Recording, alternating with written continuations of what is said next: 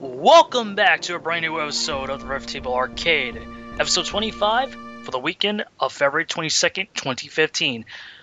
I'm 16-Bit Jeff, and along with me as always is AWOL. Better get out your quarters, folks, and stack them up as high as you can because we're now on the 25th episode of the Riff Table Arcade. And don't forget them Pringles. Yeah, don't forget the Pringles too, and make sure you buy your 25-cent cans of soda over at the vending machine too, because we're in for a really good episode. So hi everybody, this is AWRPG here, and I'm here to present myself for another exciting episode of what we do best. Oh yeah, and this week's episode is going to be a really interesting one regarding the topic we're going to be talking about. But before we get to that, we have two guests joining us for this week. One is interesting due to the fact that this is in some ways a reunion of a podcast you and I used to do a couple years back called the 40S Podcast. Yes. Ladies and gentlemen, Carlioo from the now defunct 40S Audio Podcast. Hello. I was dead and now I'm back. I guess. He's back. I guess that's how it works anyway. He rose from his grave. So he's finally here, performing for you. I'm not gonna sing the whole DK rap. I'm sorry. That's relevant. That's relevant. It's extremely relevant. Yes. So yeah, that's fun. And last but not least, Yes, and joining Carlioo for this week's episode, we have Quakeman. Hello, everyone. he's an acquaintance of mine. Yes, I am. He's quick. He Call. Yeah, he and I known each other ever since I started talking to our good buddy Nightwing01. Yep. So that's why. K-Wing, amazing. Yep. Yeah, so that's why That's how we know each other. Was it from forums or just video comments? I forget exactly what. Probably both. Yeah. But yeah, I'm a friend of Kyle's. Name's Quakeman. Hi, everyone. Yes, welcome to the show. Yes, thank you for joining us this week. Happy to be here. Now getting to the topic for today, we're going to talk about our personal feelings as a group of what we think personally of not only Nintendo, but more importantly, Nintendo of America in general. Because let's be frank, there's been a lot of good they've done over the last 15 years, but there's been a lot of really stupid decisions they've done in the last 15 years as well, too. Of course. So, who wants to go first? Probably we should make one of our special guests go first, since we should give them some limelight at first. Oh, yeah. So, Carl or Shane, which one of you guys would like to be our lucky contestant to deliver their own personal thoughts and feelings? I think Kyle should go because I'm still trying to collect my thoughts on things.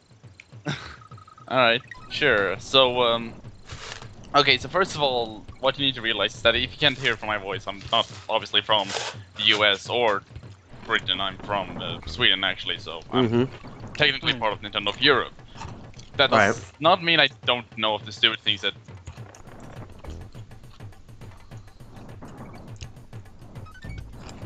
It makes it more hilarious because then I can compare to the gloriousness of Nintendo of Europe, who sometimes makes really bad decisions and sometimes makes really good decisions. So yeah, but the way I feel about Nintendo of America is that, well, I mean, they had a really good start with the Wii.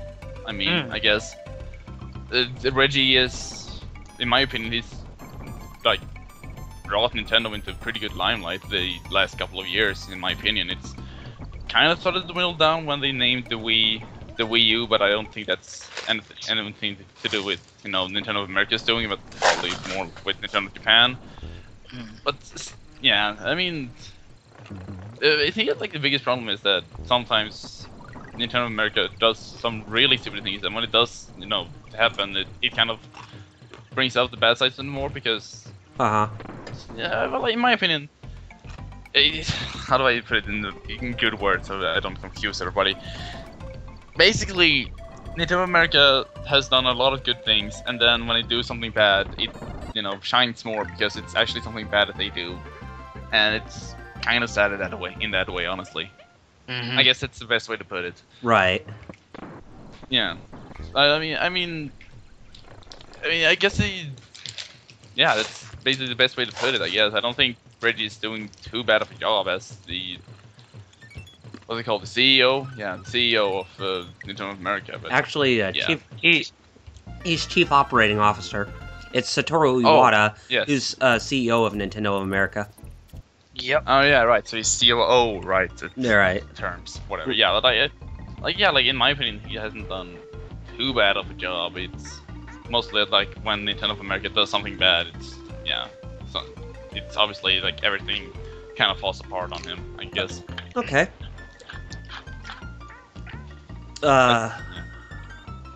Was there anything else you wanted to add?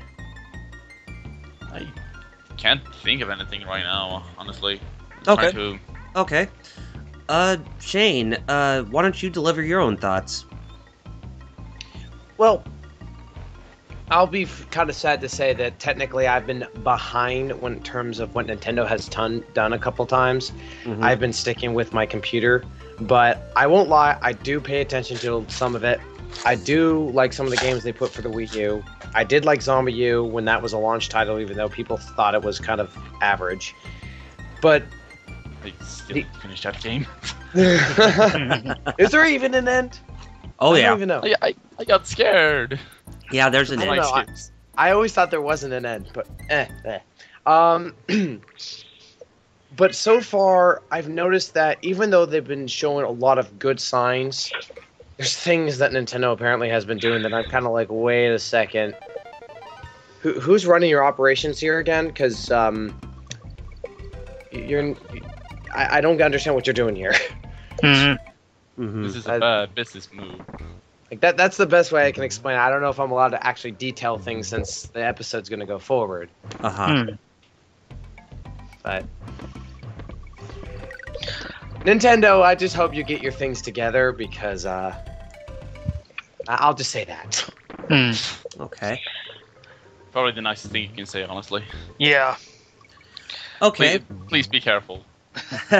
Well, since since Jeff and I, we actually tend to actually do this podcast a lot more, and we keep up to date with the news and that kind of stuff. We'll actually have a lot more to say, and then maybe you guys can share your own two cents to add to what we have to say in regards to what we're going to be discussing here, because we have a lot of things that we need to get off our chest, that we need to vocalize with our problems about what Nintendo America is doing wrong.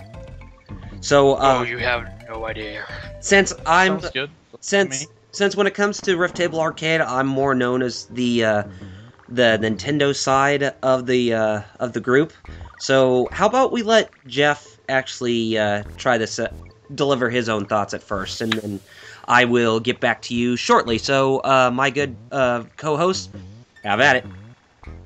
Thanks. Well, like our good friend over here, Kyle, just stated, I'm more of a all-range gamer and have been since I was a kid and was first introduced to gaming back in the early 90s. Mm-hmm. You know, I grew up with both the Super NES and the Genesis, and yeah, I was more of a fan of Genesis, but I always respected, acknowledged the long-lasting appeal of the IPs, both first and second party that Nintendo had on their side. Uh-huh.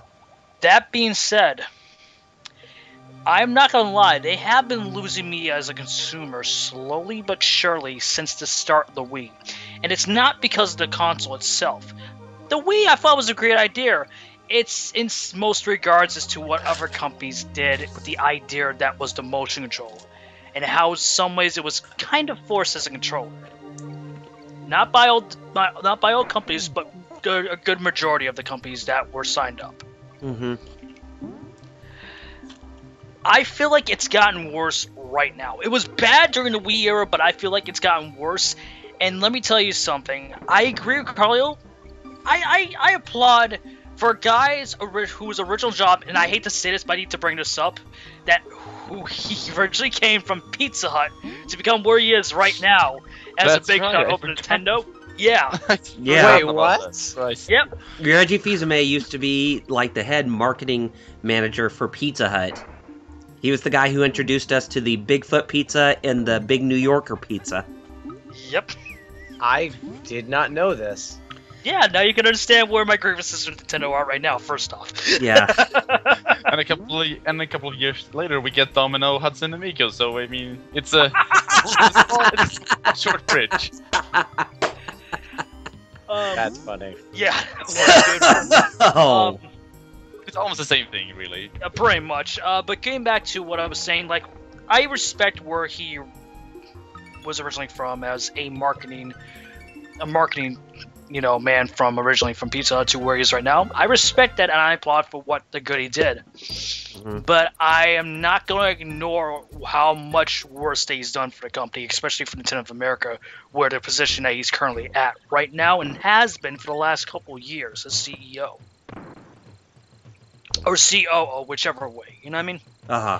I have my problems. I've stated this before, both on the video podcast and behind the mic, that I do have my problems with the current main head of Nintendo in general, which is Satoru Iwata. But I let that slide because here's the thing. Yeah, the Wii U has been doing mediocre as best, and the 3DS has done better than what it originally did. Mm-hmm. At least that was one console that bombed under his belt. So I at least can put that aside, and I'm hoping that he can acknowledge what was the main cause of that system to fail.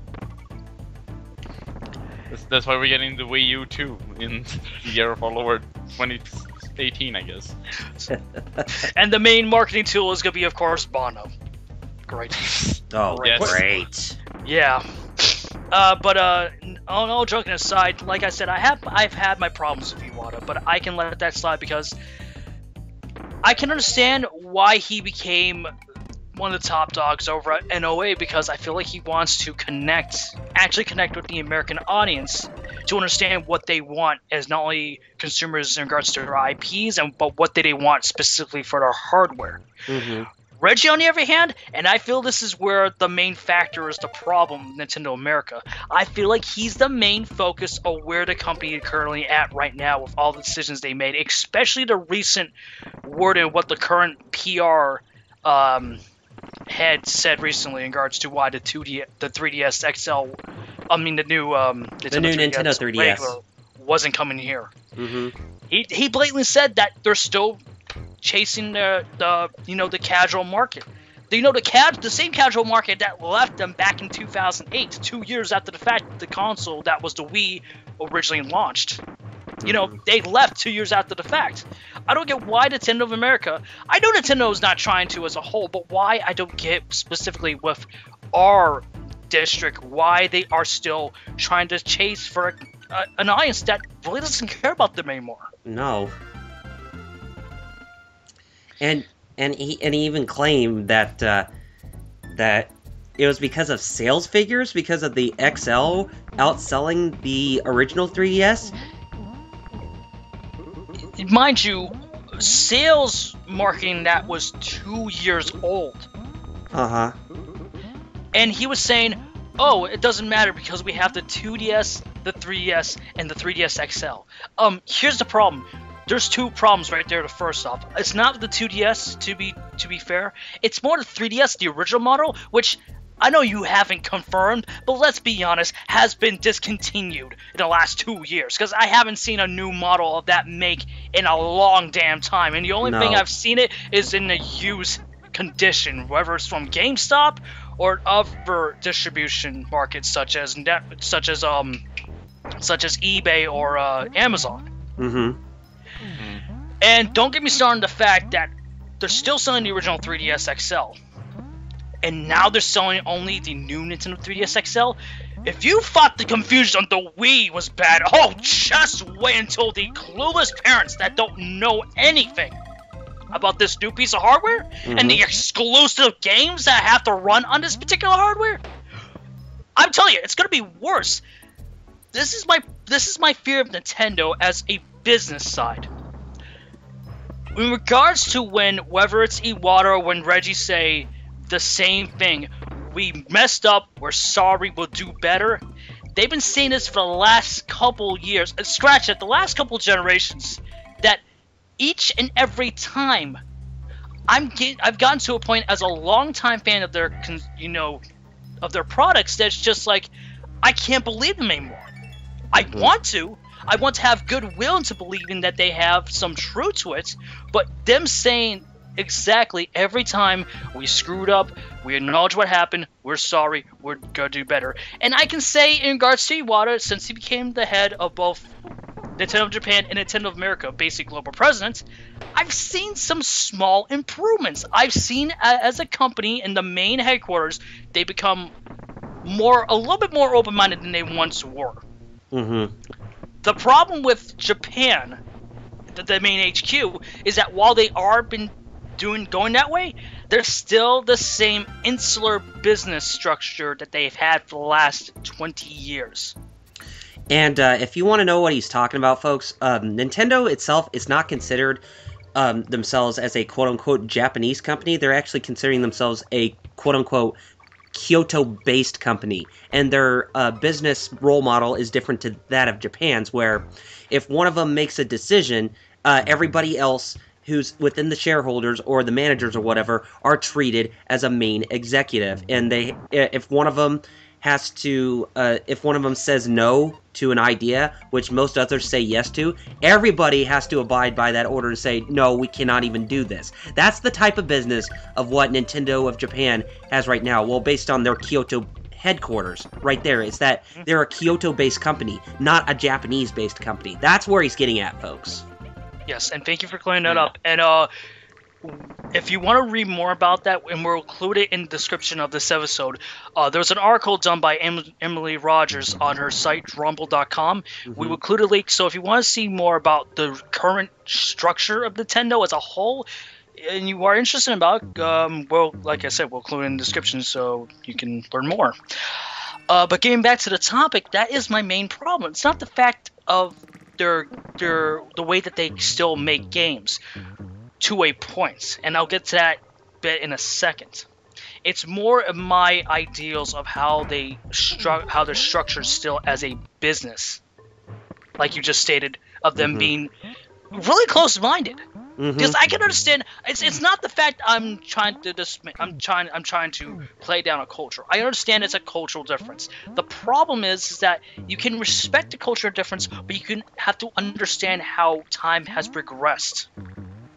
Not only in your region, but also in the fact of how the industry that you're working in has for the last 25 years. Yes. I mean, like I've known as a consumer Nintendo was saying like even back since the N64 days, it's like, okay, why is there little to no third-party support?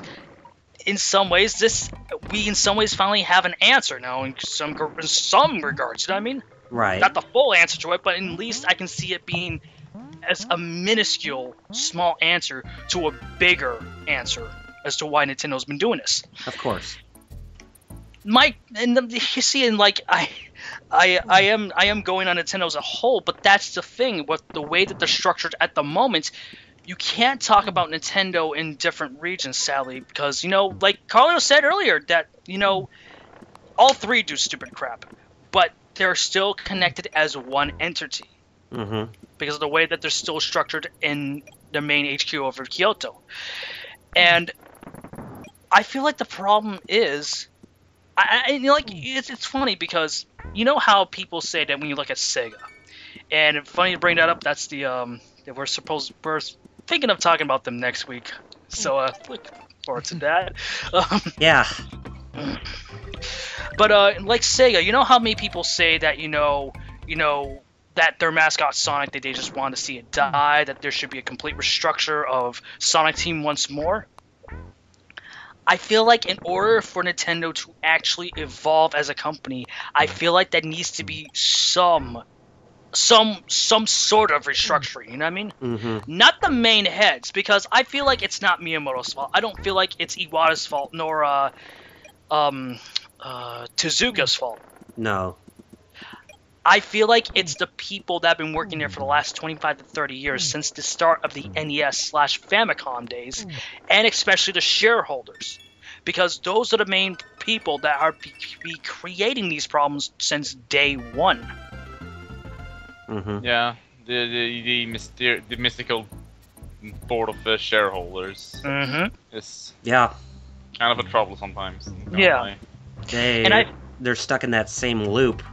What made them famous, and it's kind of archaic for today's standards.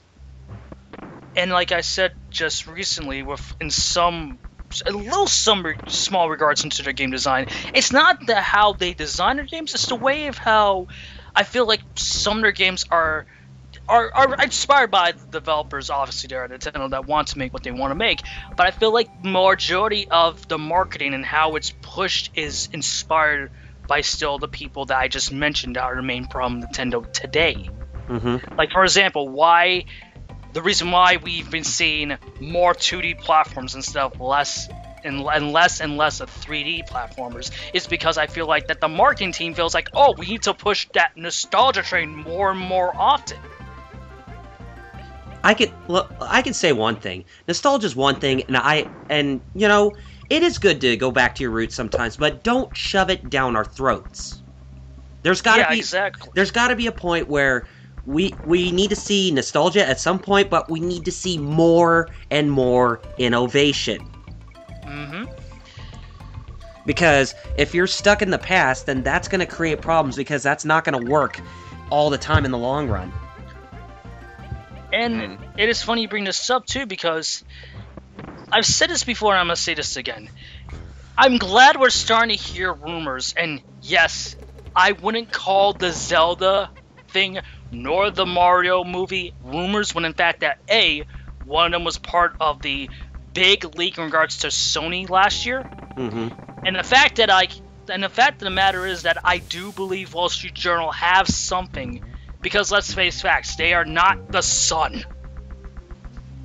Yeah, there's a big difference. Yeah. Actually. Mm-hmm. Uh-huh.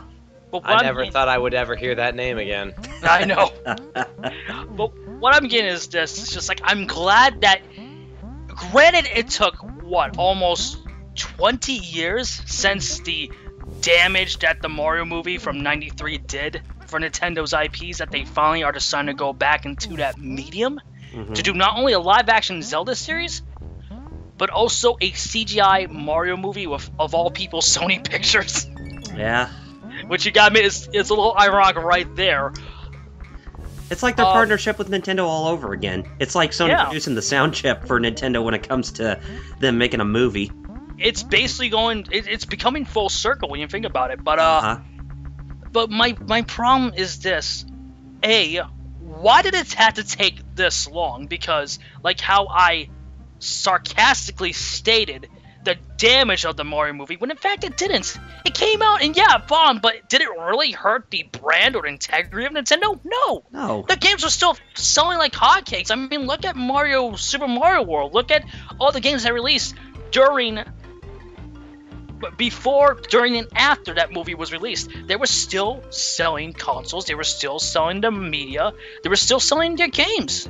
So I don't get why Nintendo thought that, oh, we screwed up once. The fans don't like it. We're gonna do it again. We're not gonna wait until almost 2 decades, which is ridiculous. And I'm gonna say right now, I appreciate that Nintendo as a company listens to their fans. I love that. They are one of the most outspoken developers to actually communicate and acknowledge what their fans want. My problem with that is they listen to the die-hard fanboys too much that it's starting to hurt their branding. Ironically, when you think about it. Oh, God, yes.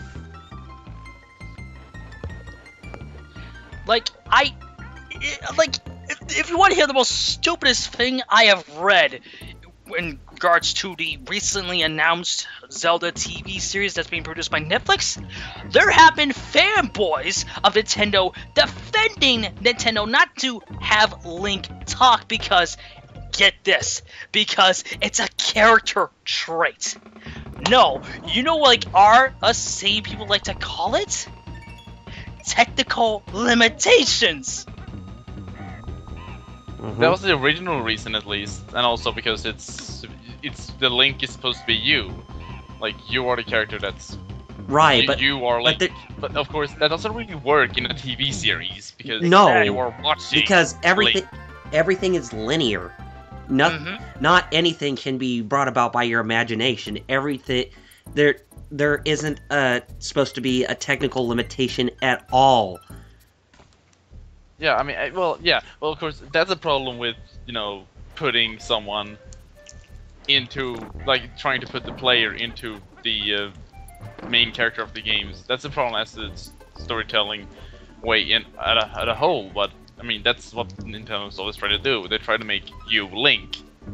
Well, that's pretty much what they have tried to do, but they kind of lost it since Twilight Princess, I'd say.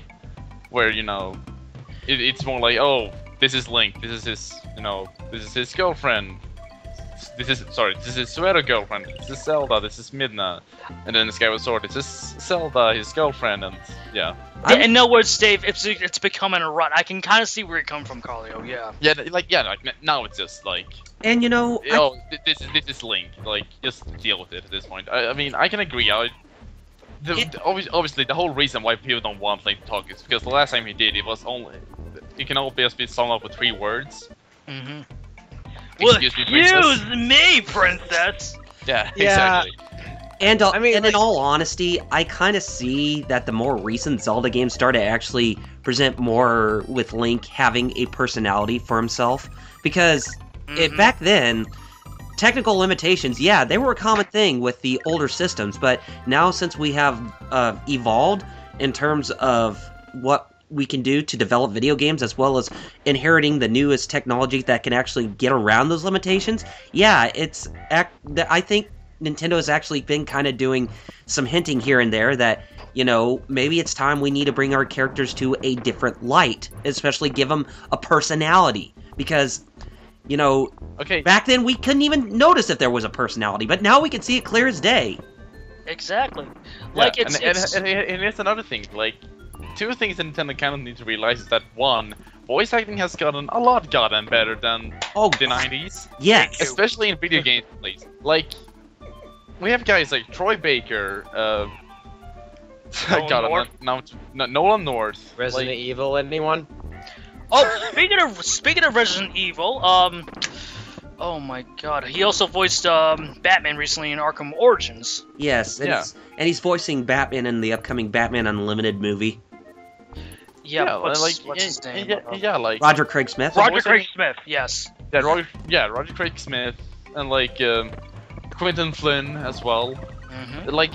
And also on the female side, we have, God, I'm trying to remember a lot of names that I should know. Females, we got Wendy Lee, Michelle Ruff, Kari Wahlgren, Daniel Judovitz. Yeah, just also, all these people. They voice acting has gotten, as a whole, better. So first of all, yeah, it's not even campy as it was anymore. It's actually gotten to the point where you can actually take them seriously. And it's funny you guys went into that, because that's one thing I need to bring up in regards to Nintendo. I know they don't really boast this, but the fanboys say, oh, they have so much money that they have a war chest because of what they did with the Wii and the DS. Here's the thing. What have they been doing with that money? Because in regards to... Trying to create motion control in real life. But in all seriousness, if they really want to have a stable structure in regards to their company, like what we're talking about right now with voice acting, why have they been so cheap in regards to the quality of voice acting that we've been having? That's hard to say. That's the thing that pisses me off, that people don't want full voice acting in Mario, because, they can't stand it. You know what? I take that as offensive, because Charles Martinet, who was voicing not only Mario, Wario, Luigi, and all these other characters... Baby Mario, Baby Luigi. Voice actor. If you watch this fight, he can obviously provide full voices for Mario and Luigi. He has a YouTube channel. Well, he has his YouTube channel, he has his Facebook, he has his Instagram. Yeah, he's actually been doing that quite a lot. But as a gamer, when I hear people say, even fans of Nintendo, diehard fans saying, I don't want to hear him talking for an hour, it's just how dare you? And let's go to the second point. Voice acting does not necessarily mean voice talking all the time. For example, with Link, just because Link has a voice does not mean that he needs to talk all the time. He can still be, you know, a soft-spoken character. That may be his character trait. Yes, like exactly. he doesn't talk a lot. He reacts a lot, but he doesn't necessarily talk all the time. The same with Mario. Like maybe not the same with Mario or Luigi, but especially with Link, because you know he's mostly a silent character. Mm-hmm. Like, yeah, like he doesn't need to talk all the time. Yeah. So it's not impossible to make, you know, a guy that doesn't talk a lot. But I also wanted to bring back up as a whole, because the reason why I said that, I feel like they've been so cheap with the quality of voice acting. And I'm not bashing these actors or actresses that have been a part of these established franchises the last couple of years, because it's not their fault. It's Nintendo being greedy. Like, for example, I liked Other M. Yes, I'm one of those rare people who liked Other M for what it was. While acknowledging that Sakamoto was the one that really screwed the pooch with the game. But there's one thing that really annoyed the hell out of me, and this is nothing against the voice of Samus. Oh, no. Like, why in the hell did we get... Why do Nintendo be so stingy with their choices when in fact they could have gotten a better voice actress? I'm not taking away what she tried to accomplish as the voice of Samus, because the way she emoted Samus worked for the character, because that's how we were introduced to the character's, you know, personality through Metroid Fusion and Super Metroid. Yeah. I'm going to come to kind of disagree there when she actually talks, like when it's not her, like what's it called, monologuing. Mm-hmm. When it's not Samus monologuing, yeah, I can agree that she does a good voice. But when it's mostly when she was monologuing, she was only having this kind of bored voice. She was only talking in a monotone. Don't really care about this. Oh, what's going to happen? Oh, Ridley came back and tried to kill me. Oh no, like this monotone, crappy voice that was technically not really needed, honestly. And that's Sakamoto's fault, and probably also what's it called? The voice director. Voice director, thank you. The voice director's fault as well, probably. So, but that's a whole different ball game. I get that. Yeah. Yeah. It's all a different ball game. I get that, but that's where I'm getting at why Nintendo has to be so stingy. Like, Nintendo, you're afraid that you're hurting your brand? Well, in some ways, you yourself are hurting your own brand by doing these poor, stupid decisions, and that's making me go farther and farther away from your products. Like, what was the voice actress's name that played Samus? That voiced Samus in Other M? Jessica Martin. Jessica Martin, right? Yeah. Yeah. Like, I applaud for what she tried to do. It wasn't her fault. It was the poorly translated script by Sakamoto, and like what Carlioo said, the voice director. But that wasn't the voice director's fault either, because it was Nintendo themselves not ponying up like they should as an actual developer. Because here's the thing, what Jessica Martin did was alright, but you know who'd been better? Jennifer Hale. Exactly! The voice of Samus in Metroid Prime. Or better yet, what we know as FemShep these days. Mm-hmm. From Mass Effect. It was being great. Oh yeah. I just wanted. I'm so sorry, Quakeman, but I just wanted to throw a disclaimer out there. Like, I have problems with fanboys in general. I do, but my main problem is with the fanboys of Nintendo, because I have nothing against the company. It's more the fact that these people who are so childish that I see compared to both Xbox and, for some stupid reason, I don't know what the people are calling them these days, Sony ponies. Mm-hmm.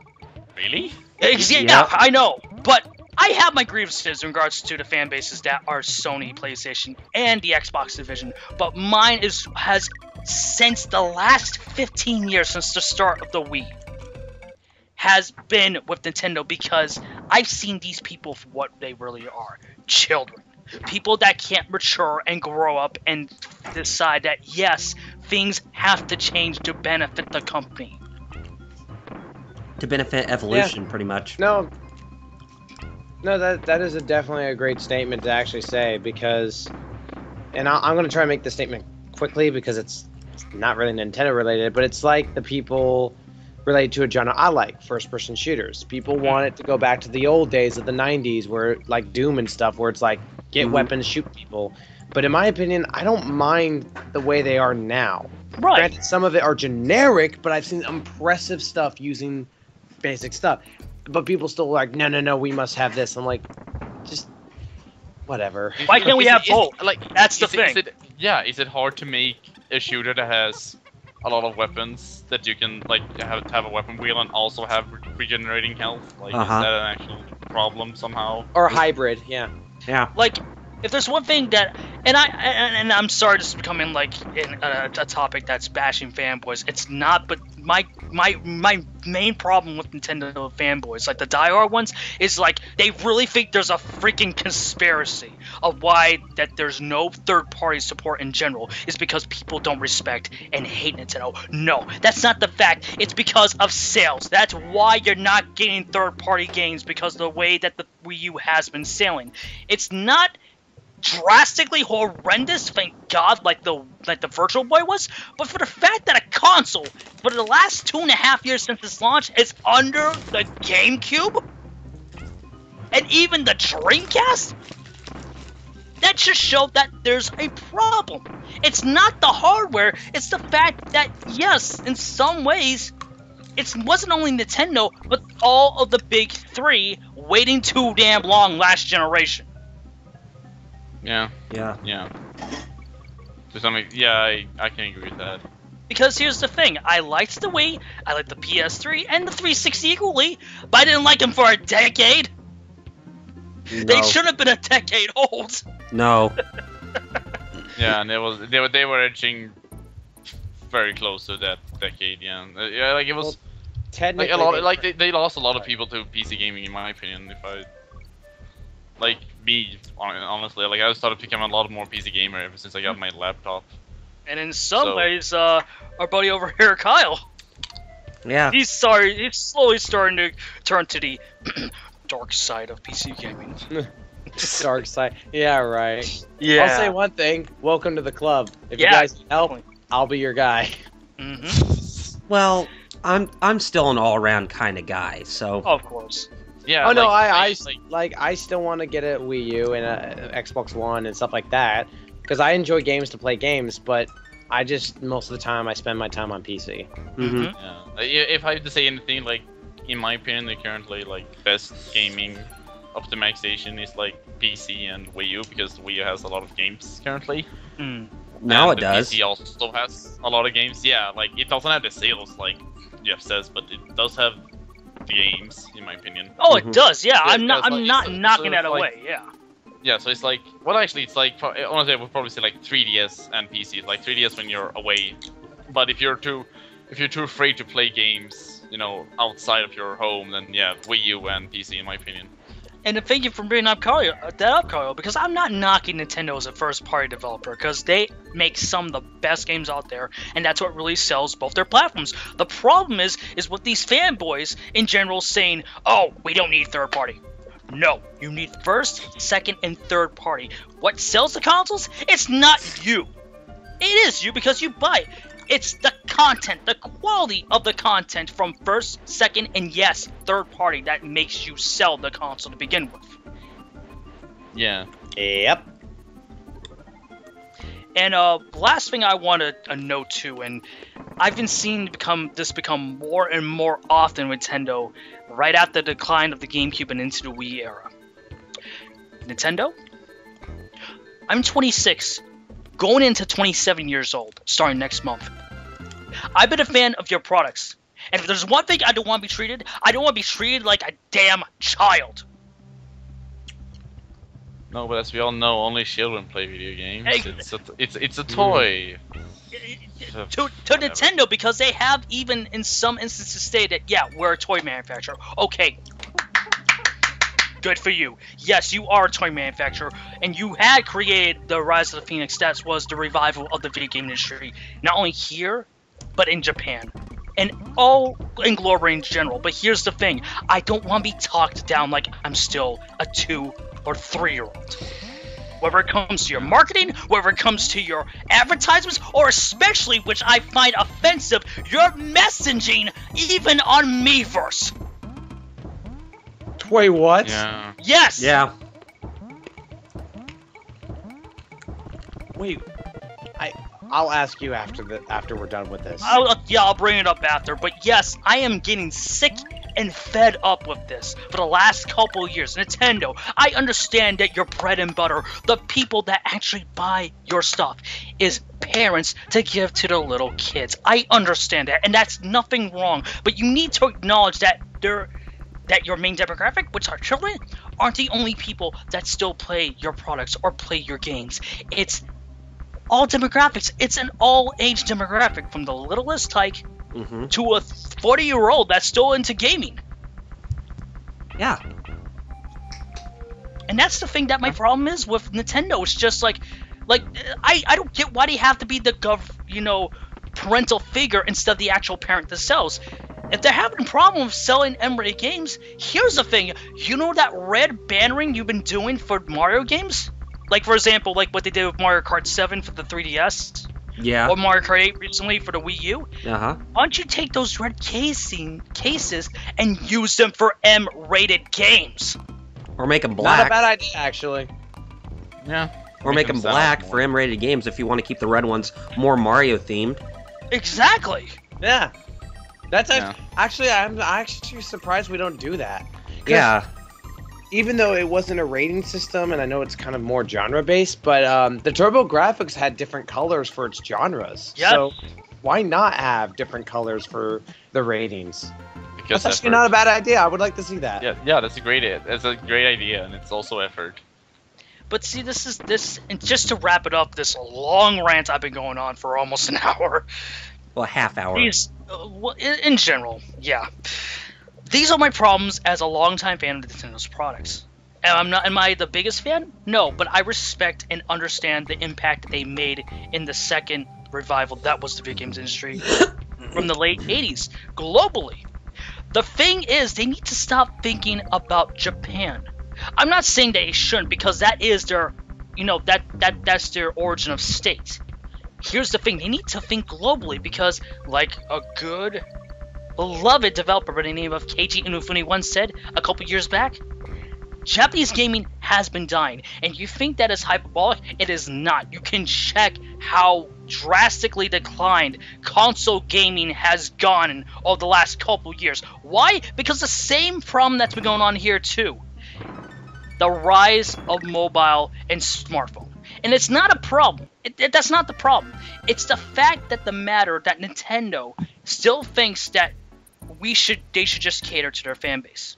And that's fine. That's great. But in order to succeed, not only in Japan, but globally, especially here in the United States, they need to think of the bigger picture, like a certain company did back in the 90s. And yes, while they had a failure, a big one, with the PS3, that's why Sony has been succeeding. I'm not saying this as a phony pony, because I am not.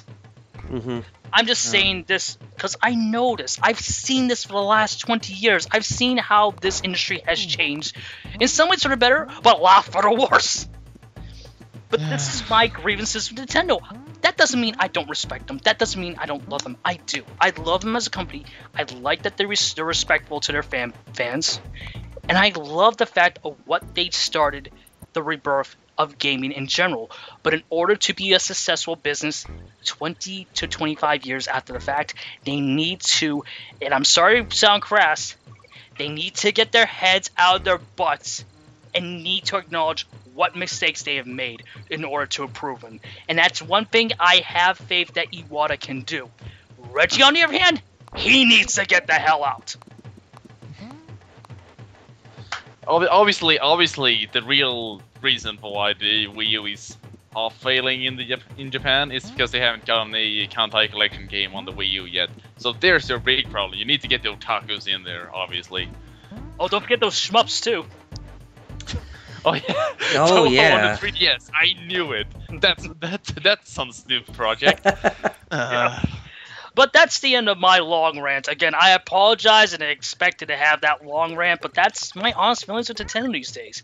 Doesn't mean I hate them. I don't. I love the company for what they are and what they do. But in order to be a successful business, they need to do a lot of things to improve. Not only in Japan, but more importantly, stateside in both here in the US and over in Europe. But Kyle, since I feel like you have the same length of grievances that I have. Why don't you go next? Well, since you went too long, I'm going to have to do some condensing here. Okay. Editing. Yep. Since we're making this about an hour, you kind of went off on a tangent there. But Yay! Hooray. hooray! Okay, now what do I have a problem with when it comes to Nintendo? First of all, I will say Nintendo. While I do have problems with you, I do applaud you for a lot of things that you've done throughout the many years that you have been both a software developer and a hardware developer / manufacturer. You've done a lot of really good things in the industry, not only just for your consumer base, but for others too, like some people who even own some of the competitor consoles as well, and even the casuals. I really do applaud you for all that you've done. But does that mean that you're perfect? No, it doesn't. You see, my main problem with Nintendo today is that even though they have been, taking step by step to actually improve their business, in a sense, it seems like they just haven't been really doing like much as I really hope for. Like say for example, when it comes to their games, let me just first off say that their game development is top notch, and I really do not want to see that go away from the company. That has been one of their strongest breads and butters when it comes to their overall philosophy in game development. They put in quality, they put in time, they put in content. That is all king. That is what I actually like to see from them, because I see many of those things, what they put into the development of their games, will actually make their games continue to sell well in the long run. Kind of like what we have seen for many of the games that they put out for the Wii. Even though the Wii was a different beast and didn't pretty much go for the same demographic as what the PS3 and the Xbox 360 did, and what PC still does to this day, but I've seen their games actually continue to sell, even after like 5 to 10 years. It's crazy. Because you have to have quality in order for your game to have long-lasting appeal. And I think that's one thing that many people who are outside of Nintendo, or who don't even acknowledge that fact, seem to misunderstand. You can't always have quantity, but you have to have quality. That's why I see a lot of the things that not only Nintendo, but the other 3 competitors are doing. They're not really bringing in that much, that much risk, or that much anything new outside of many of the franchises of what you guys like to enjoy on a year-to-year basis, because I think that's one of the things that hurts all of them. But Nintendo specifically, yeah, I think it's the fanboys is what's really giving them a hard time trying to evolve their business, because I'm pretty sure that Nintendo themselves, they actually want to evolve, but there's just many things that is just holding them back, and I really just don't understand what it is that's holding them back. But I could tell you some possible leads of what's holding them back, not only shareholders, but specifically the fanboys, because they're the ones that are stuck way too far in the past, and they do not want to see change. I know change is a scary thing, but that's part of evolution. You have to embrace change, because if you don't embrace it, then you're not going to grow up, and you're not going to experience what's going to be, brought about in the future that actually could be more beneficial than what there was before. You know what I mean? Mm-hmm. And I kind of see Nintendo actually just them not even embracing that for not only their games, but their hardware. That is very detrimental. Like, when I see Nintendo's games, for instance, like, when it came to the Wii era, after, like, Super Mario Galaxy, or with the arrival of the new Super Mario Bros. Series, I hardly ever see the company take more risks, especially, or take more time to bring about more innovation. Because with the new Super Mario Bros. Games, every game that we saw pretty much just followed the same shtick of what we've seen since Super Mario Bros. 3. You go around, many different worlds as Mario. You try to save the princess from Bowser. You see many of the worlds that have already been recycled from Super Mario Bros. 3. We do not see anything like Mario jumping into different times or whatever, just to kind of innovate things to get outside of that main shtick of how to follow the same formula of the original Super Mario Bros. Series when going into the newer Super Mario Bros. Games. And even with the 3D ones, we're not even seeing anything new and innovative after Super Mario Galaxy 2. Super Mario Galaxy 2 was the last innovative game I have ever seen done for a 3D Mario game. Now we actually see Super Mario 3D Land and Super Mario 3D World, which 3D Land was an okay game for, 3DS standards, but when it came to a home console, it's like, where did the magic go? And even with The Legend of Zelda, I do applaud Aonuma and, the other people at Nintendo working on the newest Zelda U, which does seem to go back to its roots in some way and actually evolve the series for better. But it's like with Skyward Sword, it was all linear. It's like, where did the magic go right there? And, there are some other games too that kind of made a comeback that actually, are doing far better than what they used to. Like, say, for example, Donkey Kong Country Returns. I mean, even though it has the same magic, I kind of felt that it was kind of playing at the same boat as, like, the first game. But Tropical Freeze, on the other hand, I think it actually far surpassed that and actually felt like a true sequel. Because it didn't feel like it was going back to the same... It wasn't going back to the first game, which Donkey Kong Country Returns actually seemed like it did. But with Donkey Kong Country Tropical Freeze, that actually felt like the direction that the series needed to go. But then again, I would like to see a new Donkey Kong game done in the 3D realm, kind of like Donkey Kong 64, because I feel that is one thing that Nintendo has not really touched back upon yet. And I know that Camelot Software Planning is one of those companies that has expressed interest wholeheartedly in wanting to do a 3D Donkey Kong game. But we still have not even seen anything like that. Now, I can understand that Donkey Kong 64 is a mixed bag for a lot of people who even played it to this day and just, have criticisms with it. Then yeah, I totally understand where they're coming from, because some of the stuff in Donkey Kong 64 didn't really hold up for today's standards. But, since games have gotten better, and since, newer directions are being brought about for older franchises getting, brought back into the light nowadays, it's like, where can we see that for some of those others that are actually still dormant right now that should have gotten a sequel for maybe the last 5 or 10 years, but they haven't even seen anything like that for the light of day? F-Zero! Yep, F-Zero, Metroid, Star Tropics. Why must you make me cry by saying that word? I miss it. Yeah. You're not the only one. No, but you see, F-Zero GX didn't sell well enough, so therefore Americans hate F-Zero. And despite F-Zero being like one of the most popular games. Am I quickly just add to like what Kyle was saying? I wholeheartedly agree. And it's one thing I wanted to see go back into in regards to developing the games. I want them to go back to how they were making them 20 years ago, when that definition of Nintendo hard was defined by them. And another thing I like to see them do, in order to bring their, hardcore fans back, the ones that made them who they are, I'd like to see them, and it's nothing against the input of the controls they have made, but I can see why some people, in regards to in our group, have left Nintendo because they feel that they're gimmicky. I like gimmick controls to an extent, but I like Nintendo when they were pushing their games through the mechanics of the game itself and not the controller and how different it had to feel. Exactly. But continue, Kyle. Yeah, so basically what I'm saying is ever since they've been doing more gimmicky things, especially with their games, it's like, where was the magic that really made their games have heart? That's basically what I'm saying, is that I feel that Nintendo, in a sense, has kind of lost heart in their content. But it's been getting somewhat better, but we just still haven't seen any, more of that pushed out for some of their newer games. I'm hoping that within the next 5 to 10 years we actually see a change, and I'm starting to believe that. But it's just like, with many of the rabid fanboys and even the critics and all the people who haven't been coming back to them, it's like, what's holding them back? It's just all these problems that they're having. It's like there really isn't a definitive answer to what is actually holding them back.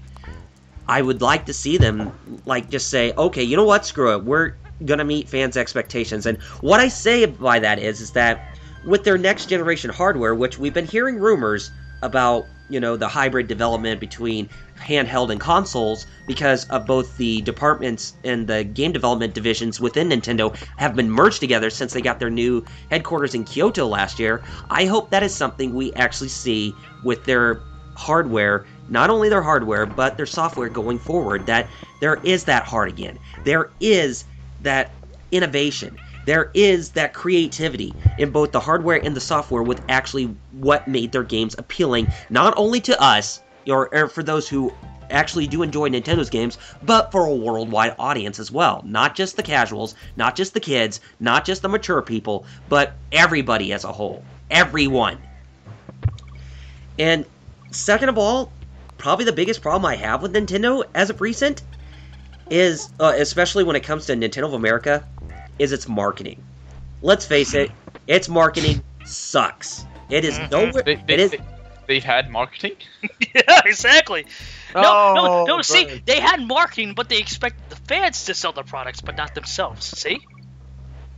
Yeah. The most marketing that they have currently, as far as Nintendo overall goes, is Nintendo Direct, and that's only something fans watch. Exactly. Yeah. And let me say this: Nintendo Directs are one thing. I can understand you guys doing that, and personally myself, I do enjoy them too, because I like seeing new information, being brought about on a month to two basis about a game that we haven't even known about. I really do like that, and that's like being traditional and all. But the thing is, the best thing about Nintendo Direct is that they get to see Iwata-san being very cute. I mean, kawaii. Sorry. Right. That's like the only reason I watch Nintendo Direct. But And also, potentially seeing your Nintendo of Europe president also being very cute. But that's outside of those things. Yeah, I mean, it's a thing.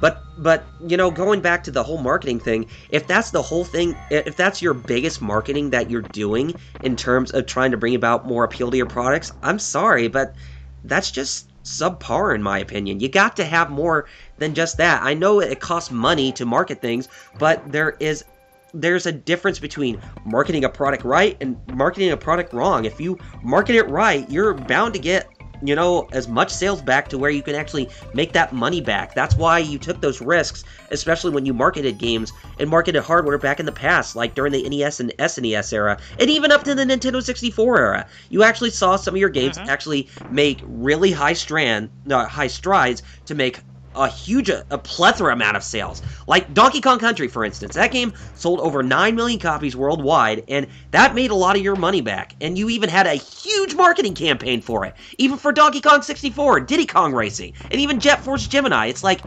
where is that magic with what actually made you, appealing to the masses in terms of publicity, as well as, just gaming in general? Where is that?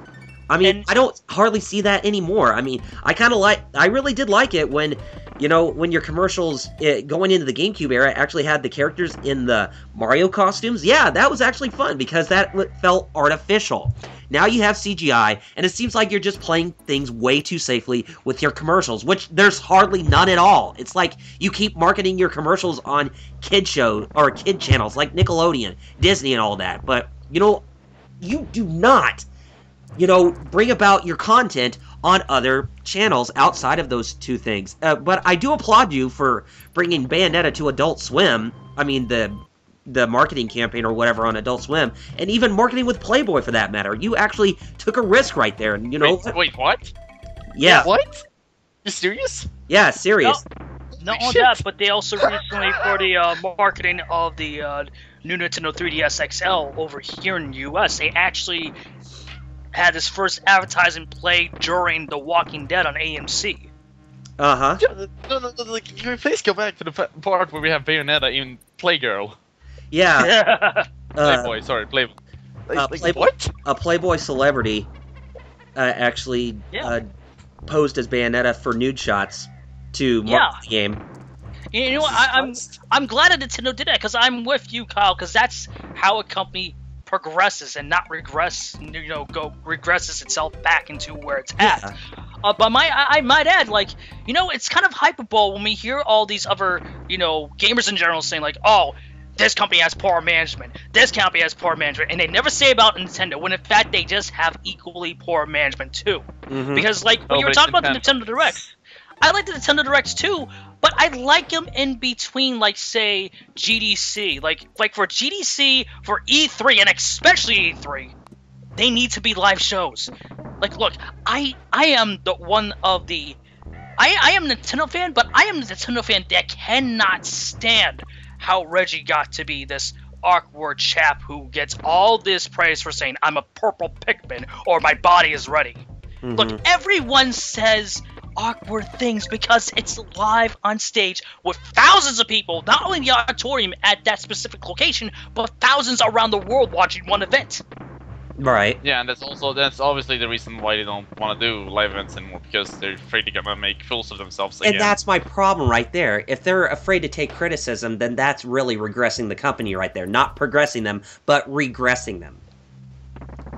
And not only that, but it's funny too, because what also another problem I think us as a group has is that I'm getting sick of Nintendo selling themselves short as a company. Because with all the backlash they've gotten, rightfully so to a degree, they feel like that their brand doesn't matter. No, Nintendo, your brand does matter. It's still relevant. It's just what you have been doing, you're starting to make it irrelevant because of the poor decisions you're making. You yourself have been doing the damage, not the detractors of your products. Yeah. It's like you're not even giving a damn about yourself anymore. It's like, where are now you're playing with Power Stick or whatever, that actually had that ending tagline, which made it really, really awesome for anybody to go out there and just pick up your products. It's not like that anymore. It's like lame. Clearly what we need is Nintendo does what Sony don't. Something like that. Actually, yes, something like that, because I want Nintendo, and I think everyone can agree in this group. I think Nintendo, for their next console, their next consoles, both portable and home console, they need to be aggressive like the other two are. They can't be this nice, happy-go-lucky, we're gonna be on the side, you do your own thing, we're gonna do our own thing, obscure thing over here because we're different. No. What makes businesses? Competition. And I would say for your next generation hardware, in both console and portable, you need to have an image. And take a look at the Sega Saturn in Japan. Sega ta Sanshiro, anybody? Oh, you mean we need? Oh yes, we totally need a rebirth of Sega ta Sanshiro. Like you need to have an icon or something that represents the brand of the console, portable, and games in order to actually bring about a strong marketing push. That's the only way you're going to succeed. But you've been playing safe. You've been too greedy. Your commercials are crap. You've hardly done any commercials. And you haven't even done any marketing campaigns. It's like, what is going on over there? I want to see something, like, awesome. Like, especially for some of your upcoming games, like Xenoblade Chronicles X. It'd be nice if you had, like, a sci-fi commercial, kind of like what Microsoft did with Halo when they did Forward into Dawn or whatever, that live-action Forward Onto Dawn, yeah, the Machinima show. Yeah. It'd be nice if you actually did something like that, but you're not even taking that risk. You're not even using that money. You have all this money in your war chest. It's like, why have you not even used it yet? Are you really scared of your money being lost? I know, and like I said, I know that risks are one thing, but you have to take risks in order to see whether or not an idea can succeed or not. That is what it means for you to stand up, be a man, even though a company, you can't really decide what gender it is, but, stand up for yourself and actually take that risk and take responsibility for it, because that's actually what's going to make people see what type of image you are, and they're going to be raising their eyebrows at you because they want to see that you are this aggressive competitor. They want to see you compete against Sony. They want to see you compete against Microsoft. They want to see you compete against PC. They want to see you bring back third-party support. And, speaking of third-party support, while I do agree that third parties, they're taking themselves in the wrong way when it comes to them bringing their games on Nintendo devices, especially with the Wii U, but you got to admit that it's partially your fault too, Nintendo. You have got to do more to where you can entice them to bring their games and where they can actually do things right. Like, I keep hearing rumors about Nintendo you going to third parties and asking them what they want to see for your next generation hardware. And yes, that's a good step. But the thing is that I think you would also need to continue working strongly or working hard with third parties to get them to bring about not only just multiplats, but multiplats done right for your for your hardware, but also bring about your own exclusives for your hardware. Yes, and it's funny you bring that up because this is going to be controversial, I think, in your eyes, what I'm about to say, Kyle. Okay. But you obviously know of a YouTuber by the name of Black Bond, right? Of course. He recently did a video on where this whole topic we've been hearing since the launch, even before the launch of the Wii U, where E3, where EA actually went to Nintendo to have their Origin service integrated with Nintendo Network, and Nintendo infamously said no, and that whole precedent and partnership died, rightfully so. I feel like that was a boneheaded decision because here's the thing. Nintendo Network is a vast improvement compared to what we originally had, but I can tell you that the service would have been, I think, miles ahead better to where it was right now if it had Origin support. I mean, honestly, is Origin really that bad? I use Origin. I can understand why people don't like it, but it's not. Yeah, it's not Steam. That's why it's people not don't like Taint. No. Yeah, I can understand. I will say the launch of Origin was really bad because it was. The only reason it was there was because of Battlefield 3. After a year, they actually did not a bad job with what they're doing. And the fact that this is something that people always want to think it's not true. Origin has better customer service than Steam. Yes, it does. Steam has gotten better, but I agree with you. Like, everything that Steam does good, I feel like EA with Origin has done equally good as well, too. And if there's one thing I can say, I know just since the last 5 years, it just changed the UI of Steam. But I have always preferred the UI of Origin since day one because it felt more, streamlined to me, rightfully so. I knew where my games was, I knew where the options was, I knew where I can download, where I can, delete. It just felt so simplistic to me in the right way, which even before the recent big update to the changed UI, which still looks exactly the same to the degree, was so complex to me and cumbersome that I just felt. I know I'm not gonna get flack with this, but it felt rushed. Yeah. Well, all their consoles I can were. agree with that. All the consoles that came out in this generation were rushed to a degree. No, I was talking about the UI of Steam itself when it. Oh yeah, I hear you. But oh yeah, continue. Sorry, man. And since we were talking about Origin, and you saying no Nintendo, I mean, if you want your partnership back with EA to where you actually see their games come onto your system, I would say go to them, apologize for what you did, and work out work out a truce with them. Let them bring Origin to Wii U. Maybe not as the online service, but like as a separate thing that could actually be, beneficial to the system. Like an online service or something to where you play your games, where your games can be playable on their system. If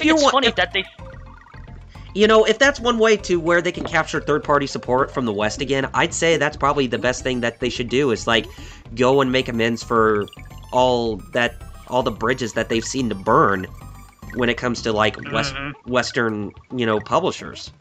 Oh yeah, and it's funny that we just brought this up with Origin because they kind of did the same thing too with another precedented partnership they originally had at the start of the Wii U, but now they no longer have, and that's Ubisoft. It's funny they didn't have Origin, but they had a worse service by the name of Uplay as a separate app. Yeah. Like, look, I understand there are users of Uplay. I'm not saying that they shouldn't. Like, if they like it, that's good for them. I like the fact in PC gaming in general you have options, which I think you are going to bring up in a little bit while, Kyle, in regards to their option, not in some ways giving their consumers options. I don't get why they didn't include Origin just like they did with Uplay. They could have done the same thing like they did with Uplay. Have Origin as a separate app to download. Yes. Origin, it's not just Origin either. Like Steam, that could have been you could have done something with Valve. Exactly. You could have done something with maybe doing, well, even though it would be technically impossible now, but if you went to like Mojang and asked them and said to them, "Hey, we'll publish a Wii U port for Minecraft." That, I think that actually could have been beneficial, but now they can't, since Minecraft now is an official first-party property of Microsoft at this moment in time. I think that was the biggest mistake they made out of this generation. Not even purchasing Mojang. Yeah. Because I have nothing against with Microsoft. They made a damn good decision of buying Minecraft. But imagine if we saw in the headlines that Nintendo purchased Mojang and the Minecraft IP. Yeah. That would have gotten them a lot of revenue. Not alone for just the recognition, but the users of the service itself. And speaking of which, Jeff, they said that more mergers and acquisitions are going to take place. Where are they? I know. Like, I'll be the benefit. I'll give them benefits out and wait until their next one, which is happening this month in March. In regards to the next third quarter investors meeting. Yes. Because that's supposedly what we're going to hear about the official announcement of both the Mario movie and the Zelda live-action TV series. Which I might add, I am still pissed off Nintendo being so freaking secretive of their acquisitions and their stuff in general, still in the year 2015. Look, what happened to the Mario movie leak wasn't Nintendo's fault. It was somebody who got excited and didn't even know how to keep their mouth shut. Exactly. It was because of a leak that happened with the public, with the pictures, with the entertainment business in general regards to Sony. It wasn't Nintendo's fault, and I don't get why there's being so secretive, saying like, oh yeah, we don't talk about speculation, we're not going to say if it's official. Nintendo, if it comes out, if it's true, and it is true since we know about it, there is no harm to saying that, yes, we were going to surprise you guys, but since the cat's out of the bag, this is happening. Yes. And you know, it's like with other game developers and publishers too. Look at all the ones that are just suffering in this day and age, like Capcom, Sega. They are suffering big time. Why haven't you bought them under your belt, Nintendo? You would have a plethora of IPs right there. You would see an increase in revenue based on those IPs, and you would have a lot of content to keep everybody busy on a yearly basis. But you haven't even done anything like that. You say you want to actually do partnerships to help them grow. It's like, you know, I'm kind of feeling that the tables are kind of turning now, since we're in, debatably in the middle of this crash, which people have actually been saying, kind of like the ones over at Gamers at Large. Yeah, it's like, where are they? And I know Hideki Kamiya from Platinum Games says that he has no ill will and has no problem if Nintendo actually bought a lot of their shares to where they can actually be a second-party developer under their belt. I think that would be a great move. That would be a great move. It's just like, Nintendo, what's holding you back? I mean, is your culture, like, I have no disrespect towards your culture, because it's a different one. I respect you guys for what you do, but it's like, is that really, are you really just gonna fully base yourself off of that? Are you not gonna take that risk to actually, maintain or see more growth and evolution in your business structure? That's like... And it's funny you bring up the acquisitions part, which we haven't heard a word of or inkling since last year when it was announced around this time. Because that's the problem Nintendo too in regards to their content, even with their day-long launches on either home or portable console. They have they have great IPs, don't get me wrong, but they have so much of a small, minuscule choice of titles, whether first or second, that it's, I hate to say it's a joke. Like, I don't get why they just buy, because I feel like that's the problem with their launches, because they don't get people in any of the regions that they cater to, whether it's their home country or Japan, whether it's Europe or even North America, globally, I think that's the reason why people don't care, because they don't have the content that they want in order to purchase the console. And it's nothing against Nintendo, it's the fact they don't have the games that cater to them, or the genres that would cater to the modern consumer. Yep. They're starting to right now with that Gears of War clone that is coming out for Ironfall this month. Ironfall Invasion. That starts. Yes, that is. But they need to do more. Yes, they need to have a bigger emphasis on first and third person shooters. They need a bigger emphasis on fighters than the joke that was the Wii U selection. Mm-hmm. I mean, think about it. We got an accessory, a joystick, officially licensed and made by Mad Catz for Tekken Tag 2. And that's the only game besides Injustice, Gods Among Us. That's a fighting game. Yeah, 2 of them. We only got 2 for the whole console generation so far for Nintendo. Mm-hmm. No, hey, we're getting Pokken tournament. Maybe in the US. The West, maybe in the US. And if that's the case, if we don't get in the US, I'm sorry, that is a stupid decision on Nintendo. Because... Yeah. I mean, my God, fighting has become even more popular than it was in the 90s in the last couple years thanks to Street Fighter 4. And them not releasing Pokken tournament just because, hey, it's Pokemon. And I can see them saying this to PR because they don't want children to be violent. That'd be hilarious. It'd be hilarious, sad, and disgusting all rolled up in the same time. Yep. Yeah. I hear you. But I'm sorry, continue, Kyle. I guess what I'm just gonna try to say is that even though you have a lot of money in your war chest, you need to make that more of a priority. You need to take more of that initiative right now. Acquiring not only developers that are still doing well, that could actually work well for under your belt, but publishers and other developers who are falling flat. They're about to declare bankruptcy. Like, you should have went under the belt and bought out Tri-Ace for that matter. Yeah, right. I was gonna mention that. Like, why didn't you get Tri-Ace instead of like some mobile company? Yeah, they can make more RPGs for you. But I guess last but not least is I gotta say that the marketing in Nintendo of America. I mean, when it comes to Nintendo of America, yeah, I am in the wholehearted agreement that Reggie needs to go because he hasn't been marketing squat for everybody. He's still marketing towards the casuals. He's not he's not thinking outside the box of where gaming is right now. They actually need to get more people who actually play the other consoles who are into core gaming. They need to bring other people who are they need to bring the people who are in the fighting games on the other systems. They need to bring the people who enjoy the RPGs. They need to bring the people who enjoy like RTS games and that kind of stuff. Yeah, and also they claim that they aim for the casuals, but they obviously have no idea how what the casual market actually is. Yeah, and most casuals in this in this day and age, they're into mobile gaming.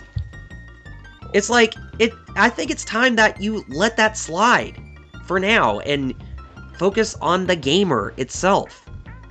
And Reggie, on the other hand, he's not doing any of that. And I think it's time that somebody like Bill Trinen actually takes his position, because we actually do need to see that new batch of blood who can actually bring change to, one side of the company. It's American or it's U.S. branch. It actually needs to see a new change. It has got to change. I agree with you. I definitely agree with you, Kyle, because two things. One, what you said just now about Reggie. This is a guy that proclaimed that Mother 3 wouldn't come to the U.S. just because, when in fact that the U.S. in general of Nintendo of America, the whole of Nintendo of America in general, knew how much people loved Earthbound since its original launch on the Super NES. Yes. I feel like that it's not only Reggie's fault, but I feel like it's a good hand of people that still don't know that it's the core of their demographic that want these games, and not the casual. They need. It's fine to go for the casual once or twice for a minuscule bit. You know, they need to. They do need to expand. The problem is they need to focus more on the core, the people that made who they are today, and since their acknowledgement back in the mid to late 80s with the NES, they need to focus to that long-time consumer of Nintendo products. Yes. Like, a lot of the people you have at the Treehouse, those are actually some really great people. Especially when it came to E3, when they were doing all those, you know, live in the Treehouse, you know, stages or whatever, to where they actually showed off the games. Those are actually the type of people that you need in order to bring about newer blood for your company, especially when it comes to the US branch. Reggie, on the other hand, I'm sorry, but I think you are at the twilight of your prime. I think it's time that you need to step down from where you are and pass the torch, because obviously you're not doing lickety-split to make Wii U actually become a bigger success in the US. Honestly, I would say I think his Twilight was way overdue since 2009, because let's face it, this is the same guy that didn't have obscure games come over to the US, like, for example, Captain Rainbow. Yes. Or, most recently, the one that really disgusts me the most, Fatal Frame 5. Well, that's not gonna come to the West because it's too scary, obviously. Like, bullshit. They don't want to scare the crap out of the casuals, obviously. Sorry, I'm allergic to bullshit, because we're actually getting an eShop game that's an indie game, that's a survival horror game that was just announced, called, like, Silent Evil or something. It was just recently announced. A survival horror game that seems like it takes a page from both Silent Hill and Resident Evil, hence the names of both franchises combining together. But that's just the subtitle. I can't remember what that's terrible, actually. Well, I can't remember what the actual title is, but it's actually it is actually a survival horror game from what I've seen, and it's actually coming exclusively to the Wii U. And it's like, it's genres like those that we need to see more than what we are currently seeing right now. I mean, I agree with you, because that's the thing that I feel like, is Nintendo really that dense? I know that's a really harsh word to say, but I feel that's the proper word to use Nintendo in today's sense. Like, have you not seen the progression that has been fighting in the last 10 years? Or even survival horror? I cannot say... Considering it's taken a long time to realize that people actually play Smash Bros. Competitively. I know. Like, you need to acknowledge that Smash Bros. Is a fighting game. Don't worry about that, because I can tell you, they sure as hell did that with Evo 2015, because you know what replaced both Tekken and... You know what replaced Tekken and KOF 13? What? Wait, really? Those two games! Melee and Smash Bros. For Wii U? Wow. Not even an inkling of suggestion of DOA 5. Nope, Nintendo Error Day. Now we're gonna have a franchise tournament that's not only Marvel Baby Error Day, now it's Nintendo Error Day. Thanks a lot, Nintendo. Thanks a lot. Yeah. Good job for ruining. Can I say something in particular related to the Fatal Frame? Go right ahead. Go right ahead. I remembered I made a video about this. It's removed. I only have a copy on my computer, but I removed it off the channel a long time ago. I remember getting, back in the day when Nintendo Power was around, I had I think it was like the 20th or 25th anniversary of the magazine. And I opened it up, and it talked about, oh, here's the new games that are going to be coming out in 2013. And I saw Fatal Frame, Mask of the Lunar Eclipse. I was like, seriously, really? Oh my god. Because I loved 1, 2, and 3. I have them all. I love them to death. I couldn't wait, because those games are the only one that freaks me out really badly. And then 2013 rolls around, and I found a bunch of videos that said, oh, it got canceled in the US. I did research, and apparently they said that it was too much for their console. I wanted to punch someone in the face for that, because you allowed Mad World. Hello? It was still released in Japan, right? Yeah, it was, and I think somewhat in Europe. But no, that is possibly the dumbest thing I've ever heard. No, seriously, it is dumb, because here's what when they made that statement, I'm sitting thinking, and yet you allowed Mad World to exist. Okay. Yep. Okay. Good job, Nintendo. Know that, but if you want to see something stupid in regards to Nintendo's, even with Nintendo's indie choices of gaming, here's the thing in regards to survival horror. I may not be the biggest fan of the game, but I love its lore. Why in the hell hasn't Five Nights at Freddy's been available for Wii U? Yeah. Because that's probably something to do with the creator, honestly. I can understand that, but when you think of the gamepad, if they really want to sell the gamepad, Yeah. it's not a gimmick, but an actual tool. That's a perfect game right there. Exactly. Or better yet, a game that I felt that I actually loved and I thought was a rightful return to the term survival horror that was released last year and got crapped on thanks to Sega. Not only Evil Within, but more so Alien Isolation. Why didn't that get a Wii U release? Oh, let me guess, because Nintendo didn't think it would sell. Here's the thing, Nintendo. Survival horror has been making a big comeback, and I feel like that has been the proper return. And you not giving your Worldwide fans, audience.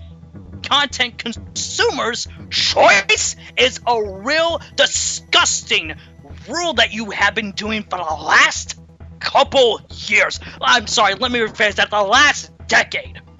I'm sorry, Nintendo, but I have to agree with everybody who's criticizing towards you for stuff like this, but we have a voice. You need to actually listen to us. Here's something I wanted to make a statement, but you were talking, so I didn't want to interrupt you. So sorry, couldn't go on. Go ahead. No. It was way back when Kyle actually was talking. When you guys were talking about how they were listening to the hardcore audience and all this other stuff, here's the statement I always want to make. It is fine to listen to your fans, but learn to filter out what is just stupid and what is actually meaningful. Yes, exactly. Thank you. Because if you don't, you run into problems to where you think, oh, everyone is talking about this, even though it may not be the best option for everyone else. You know? That is the biggest thing that everyone should know. It doesn't matter if you're a developer, a movie studios, a graphic artist, or even a YouTuber. You know, it's fine to listen to an audience and hear feedback for things, but you need to filter out exactly what is good to improve on and what is someone just wanting to be mindless complaining. Sorry. Yeah. It's all right. That's okay. I didn't know what the rules are, and I just wanted to be careful. Hey, we're no expected to, but that's all right. We're no holds barred. Yep. Okay. But you get what I mean. Yeah. So I guess not to add any more on my piece, I'm just gonna say this, that Nintendo, even though I still am gonna, enjoy your games and your hardware, but but when looking at your evolution and people who are complaining that you're not doing much in order to get things done right or to get you back to where you were, to actually see you evolve for the better, I actually stand by their side. We got to see this change, or else it's going to get even worse, and you're probably going to see more of your fan base, turning the tables on you. And it has been getting shorter every single year, but it's going to get far worse. That you're probably going to be in a dire situation to actually, try to get us to come back. And I don't want to see that happen. You've got to take initiatives now in order to see yourself improve for the better. I agree. And it's funny that you bring that up, because you remember a couple years back when Jason Rubin infamously stated on an episode of Bonus Round saying that Nintendo was no longer a relevant console manufacturer. I can't say that's definitive right now, but I can see that being definitive in the next generation. They continue to go on doing these stupid decisions. Yes. But anyway, that's my problem I have with Nintendo, and with mostly Nintendo of America to begin with, what we were trying to aim for. But as Nintendo itself, yeah, I do have my problems, but do I hate them? No, I do not. No. Do I really like them? Oh, hell yeah, I do, but do I have problems with them? Absolutely. No one is perfect, and regardless of how many people want to praise Lord Gaben for Steam and Valve being the best company ever, they make faults. Yep. And but even Gaben himself has admitted too, like a leader should. But Owning up to your mistakes is the important thing. anyway, that's all I have to say. So why not we wrap this up by us delivering very quickly some things we actually want to see bring about from not just Nintendo itself, but also Nintendo of America, Nintendo of Europe, or whatever for the coming decade or so. Carlioo, why don't you go ahead and deliver real quickly what you want to see Nintendo improve on within the coming years? Yes. Marketing, names, quite frankly, because like you can it's a pretty cheap shot, but you can Wii U really, and new 3DS really. I mean, yeah, like again, it's a cheap shot, but seriously, like think about what you're actually like marketing for a change. Right. And also like voice acting. It's not hard to make a good voice acting in this day and age. Like not even for a big company like Nintendo. Please do it properly. That's Right. Okay. Shane, what about you? The biggest thing is that Nintendo needs to understand what consumers want that isn't super massive. Now, granted, back then they didn't hear a lot of voices because the internet wasn't this big. Right. But now, since everyone is connected with social media and you can see almost every single thing that everyone is saying, they have to filter out exactly what is important here. The biggest thing is that, granted, I understand that they started shifting a little bit more being that friendly market with the Wii. Because I remember the GameCube having a lot of rated M games on there. I mean, Eternal Darkness and GoldenEye Rogue Agent, even though that wasn't popular, but I loved it. Yeah. And the Resident Evil games. I mean, Zero was only on the GameCube. We had the Rebirth. There's a couple others, but I can't think of their names. But then onto the Wii, you started making casual. You need to start coming back and try to make it open to all. Again, if you want to keep that nice image, I get that. But you also need to understand that you're going to turn away a lot of people because kids grow up. Yeah, kids do grow up. And maybe some of the kids that you targeted back in 2007 may not want the Wii U, may not want a 3DS. They maybe want their Xbox Ones, PS4s, or even a PC. That's just going to happen. And if you want to keep people together, especially some people who have been with Nintendo for years, you need to start shifting and understand what's going on. You also need to shift your brands correctly. If you want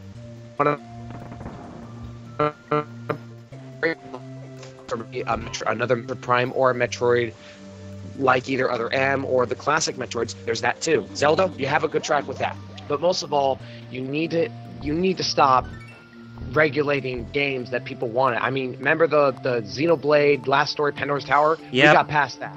Yes. I thought that would make them understood that we wanted these games, and then they're still doing it again with Fatal Frame 5. I almost don't even want to pick up a Wii U, even though there's games I do want. Okay. Get your marketing together, get your business together, listen to the correct people, and I think you may do better. We don't know.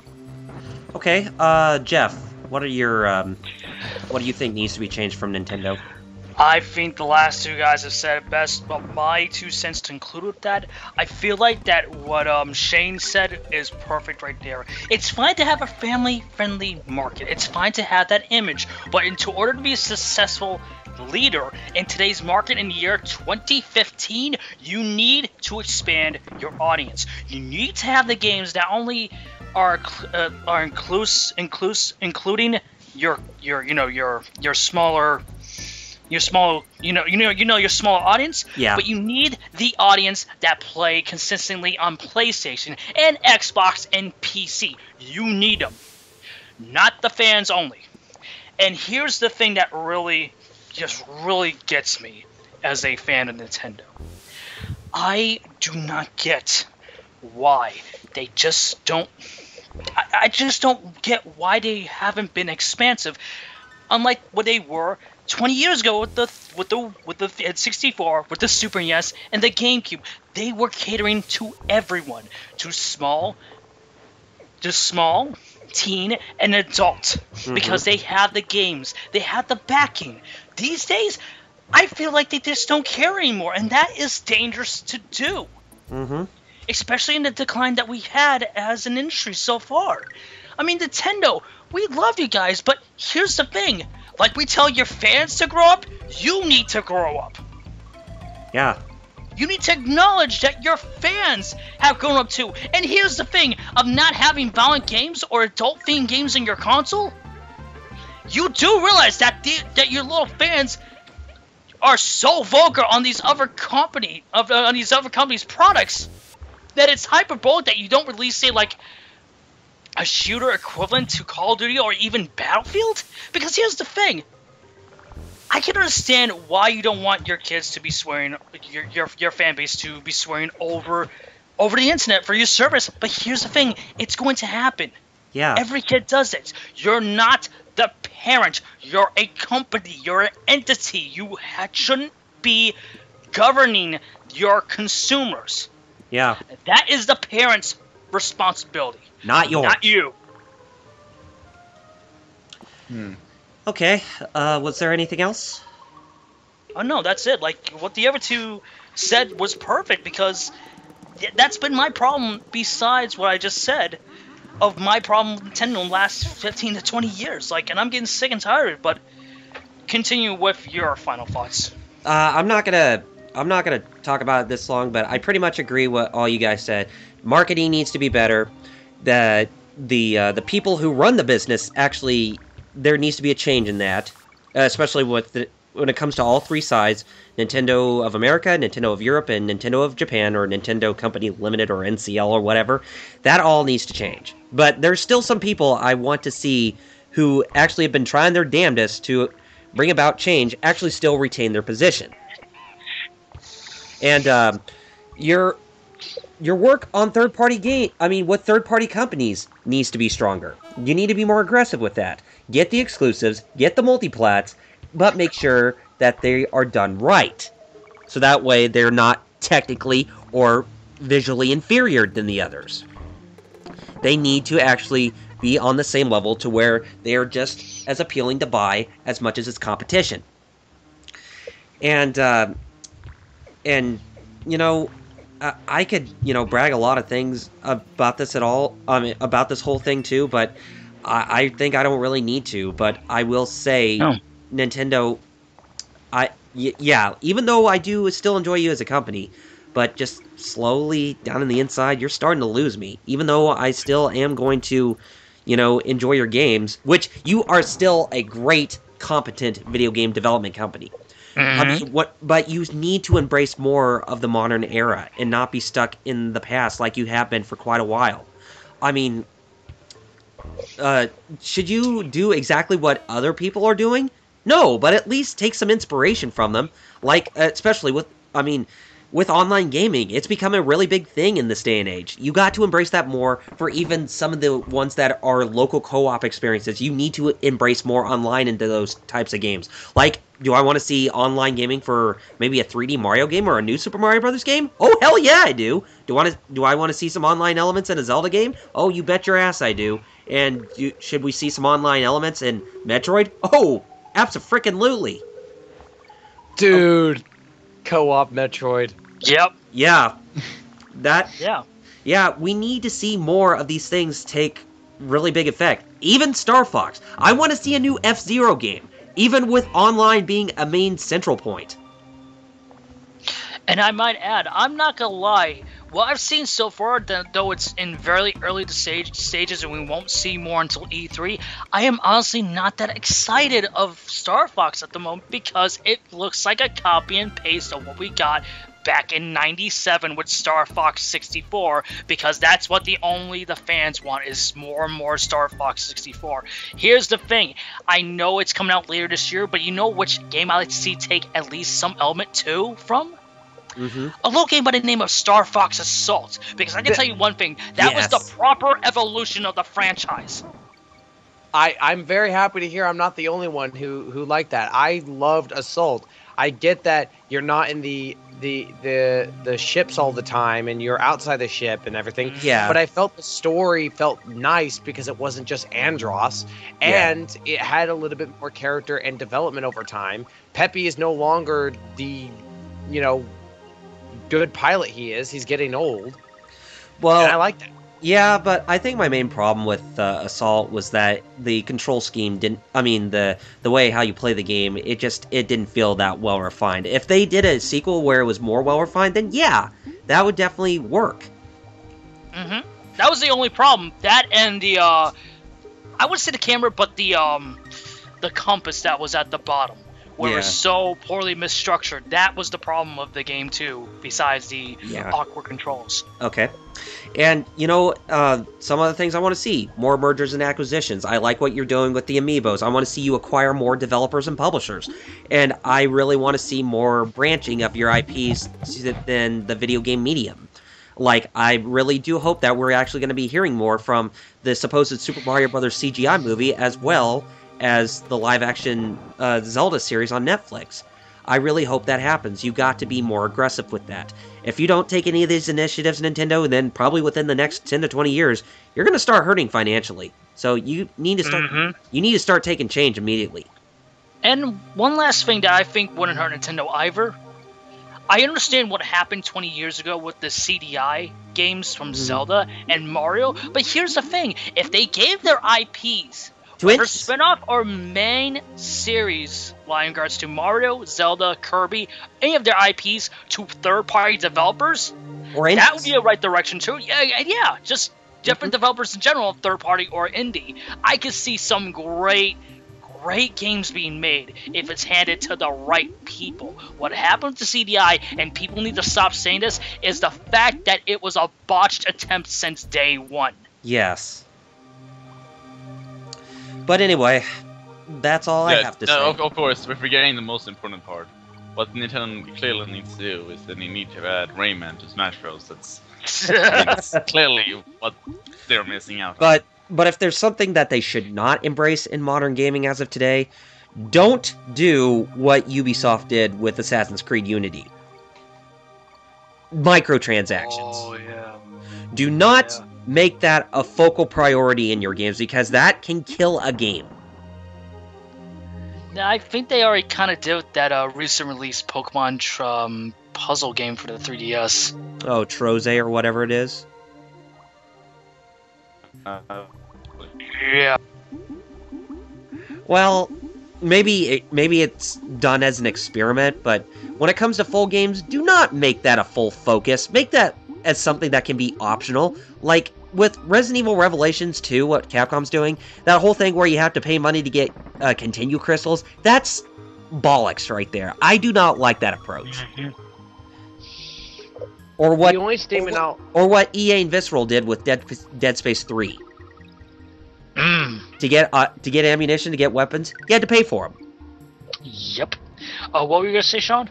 Shane. I said that way too much.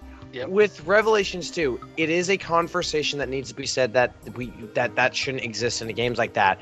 However, I will say that in Revelations 2, it's really tame, in my opinion. Right. I mean, like, it's only in raid mode, and if you really care that much, then fine, I guess you can pay money for it. But other than that, like, who cares? Yeah. At least it's not affecting the main campaign. Exactly my point. I guess so. But other than that, that's all I have to say. So I think we've been on this topic long enough. So Jeff, what do you say we go ahead and end this off? Yeah, before we wrap up, I would like to say one thing to the audience of this in regards to this particular episode, because I know we're getting a lot of flack from the fanboys of Nintendo. Please, for the love of God, if you have nothing nice to say, if you are going to call us idiots, if you're going to leave, just file on the comments. Don't say anything. No. If you're gonna act like a child, that's fine. But don't act like a child that's a dumbass and leave comments like that. All right?